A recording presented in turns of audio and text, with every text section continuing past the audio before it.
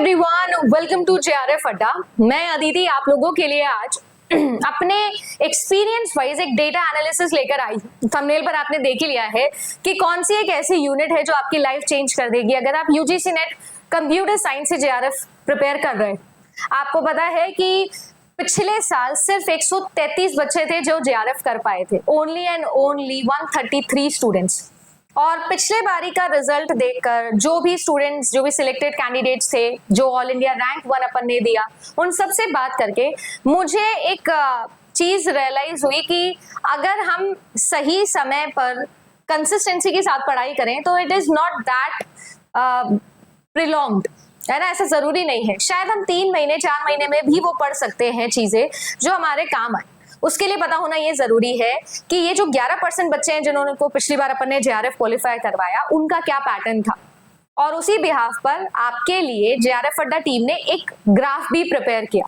अब क्या लिखा है इसमें, कैसे है, उसको थोड़ा सा डिकोड करते हैं और यहाँ इस ग्राफ को नोटिस करते हुए, ऑब्जर्व करते हुए मुझे एक स्ट्रैटेजी रियलाइज हुई जो मैं आपको अगले 5 मिनट में बताने वाली हूँ। तो चैनल पर नए आए हो तो आप चैनल को सब्सक्राइब कर लेना। कंप्यूटर साइंस से रिलेटेड सारी अपडेट्स, कंप्यूटर साइंस से related complete course on JRF Adda application and YouTube free classes लेकर आती हूँ मैं यहाँ पर। इस प्लेलिस्ट में आपको कंप्यूटर साइंस की सारी क्लासेस मिलेंगी जो पिछले 3 सालों में मैंने ली।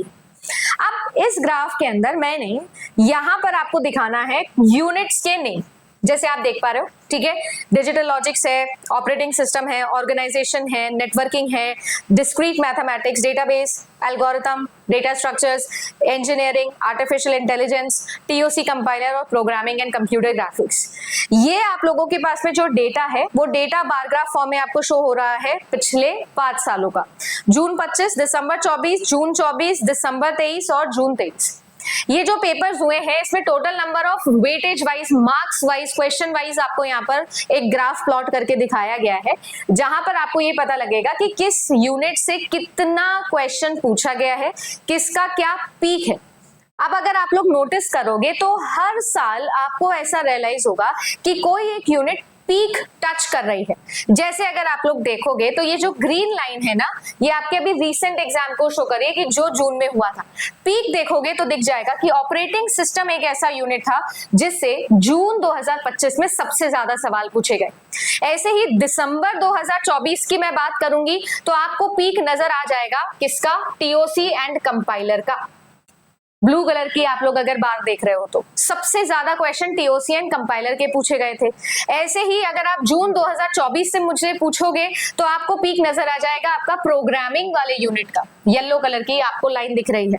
ऐसे ही दिसंबर 2023 की मैं बात करूंगी तो आपको नजर आ जाएगा peak of discrete mathematics. And ऐसे ही जून 2023 की अगर आप लोग बात करोगे तो आपको पीक नजर आएगा साफ साफ, जो कि आपका डेटा स्ट्रक्चर्स एंड एल्गोरिथम वाले पार्ट से होगा। मुझे अगर ये नजर आ रहा है तो यहां से 2 तरीके के पाथवेज निकलते हैं। एक, जिन जिन यूनिट ने पिछले 5 सालों में पीक अचीव किया है उन यूनिट्स को सबसे पहले पढ़ूं। दूसरा पाथवे हो सकता है इसका कंप्लीटली ऑपोजिट। स्ट्रैटेजी हो सकती है कि जिनका पीक नहीं है, मतलब वो कंसिस्टेंट यूनिट्स है। जैसे अगर आप ध्यान से देखो यहाँ पर तो आपका डिजिटल लॉजिक्स वाला पार्ट, आपका कंप्यूटर नेटवर्किंग वाला पार्ट, आपका डेटाबेस मैनेजमेंट वाला पार्ट, आपका सॉफ्टवेयर इंजीनियरिंग, एआई वाला पार्ट। इसके अलावा आप सभी लोगों को अगर ये दिख रहा है ग्राफ तो आप इमेजिन करो कि कुछ ऐसे यूनिट्स हैं जो पीक दे रही है, कुछ ऐसी यूनिट है जो ऑलमोस्ट बराबर है, इक्वल वेटेज लेकर चल रही है पिछले सालों के अंदर। अगर आप दोनों में से एक भी पाथवे अचीव करते हो तो आपको ये समझ में आएगा कि पहले कौन सी यूनिट कवर कर लेनी।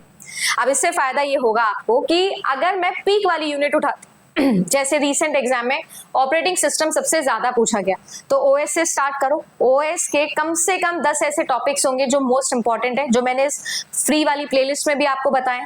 उनको पिक करो, रिजॉल्व करो, 6 दिन में ऑपरेटिंग सिस्टम खत्म। सेम ऐसे ही किसका करो, नेट अपना मैथमेटिक्स का उठा लो, फिर आप एल्गोरिथम का उठा लो, या तो आप ये करो जो पीक वाले यूनिट्स है, या फिर आप क्या कर सकते हो, ऑल्टरनेटिवली उन यूनिट्स को उठाओ जो कंसिस्टेंट रही है। जैसे सबसे पहले नेटवर्किंग उठा ली, राइट, या सबसे पहले आपने इंजीनियरिंग उठा ली। यूनिट्स छोटी भी है और कंसिस्टेंट भी है। ऑन एन एवरेज इनसे 7 से 8 सवाल बन रहे हैं। और बाकी सबसे ऑब्वियसली कभी ज्यादा कभी कम। तो आपको ये समझ में आ जाएगा कि मैं किस तरीके से अगले 100 दिन मूव कर सकता हूँ, 90 दिन मूव कर सकता हूँ। ये मेरा इस वीडियो को बनाने का मोटिव है कि अगर आप लोग देखोगे तो आपको ये समझ में आएगा कि यार किस यूनिट से कितना कंसिस्टेंटली सवाल बन रहा है और कौन सी यूनिट है जो पीक कर रही है। अगर आप देखोगे तो टीओसी कंपाइलर जो है वो भले ही पीक दिखा रही हो एक बारी में, बट स्टिल वो सबसे कंसिस्टेंट यूनिट है, बिल्कुल छोड़ के जाना अफोर्ड नहीं कर सकते और इसे आप पढ़ो। Operating system on the other hand, database management system on the other hand, then networking, ठीक है। इसके बाद में सॉफ्टवेयर इंजीनियरिंग, उसके बाद में मैं जाऊंगी एल्गोरिथम पे और फिर रेस्ट ऑफ द यूनिट्स जो भी आपको अच्छी लगती है। आपको जो भी यूनिट सबसे ज्यादा इजी लगती है, सबसे ज्यादा अप्रोचेबल लगती है, आप उसी से शुरू करो, उन्हीं के यूनिट से शुरू करो। इस डेटा से हमें ये भी समझ में आता है कि आपके सबसे ज्यादा स्कोरिंग यूनिट्स भी कौन सी हैं। मेरे हिसाब से अगर आप देखो तो ऑपरेटिंग सिस्टम आपकी सबसे स्कोरिंग यूनिट है, डेटाबेस मैनेजमेंट सिस्टम आप लोगों की सबसे ज्यादा स्कोरिंग यूनिट है, एल्गोरिथम आपकी सबसे ज्यादा स्कोरिंग यूनिट है, टीओसी कंपाइलर भी आपकी सबसे ज्यादा स्कोरिंग यूनिट।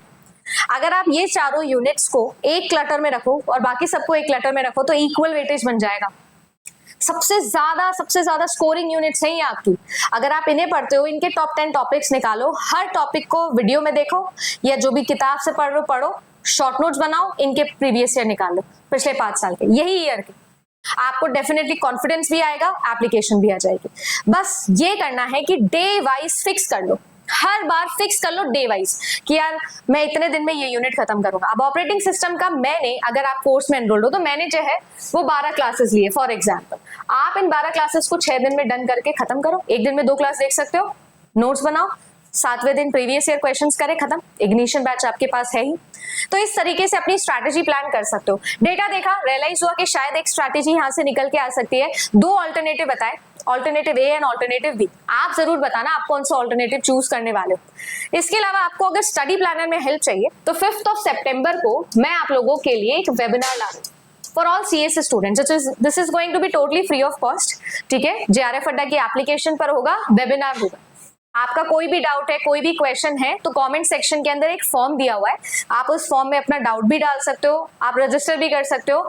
जैसे ही 5 सितंबर को ये वेबिनार लाइव होगा, आप इसको चूज कर सकते हो, इसको पिक कर सकते हो और अपने सवाल वहां पर लाइव पर्सनल काउंसलिंग लेकर मुझसे रिजॉल्व करवा सकते हो। फिलहाल के लिए बस इतना ही। स्ट्रैटेजी अच्छी लगी तो वीडियो को लाइक जरूर करिएगा और ऐसी और भी बहुत ज्यादा डेटा एनालिसिस लेकर मैं आने वाली हूँ आगे इन दिनों में, तो नोटिफिकेशन के लिए बेल आइकन को प्रेस कर लें। Thank you.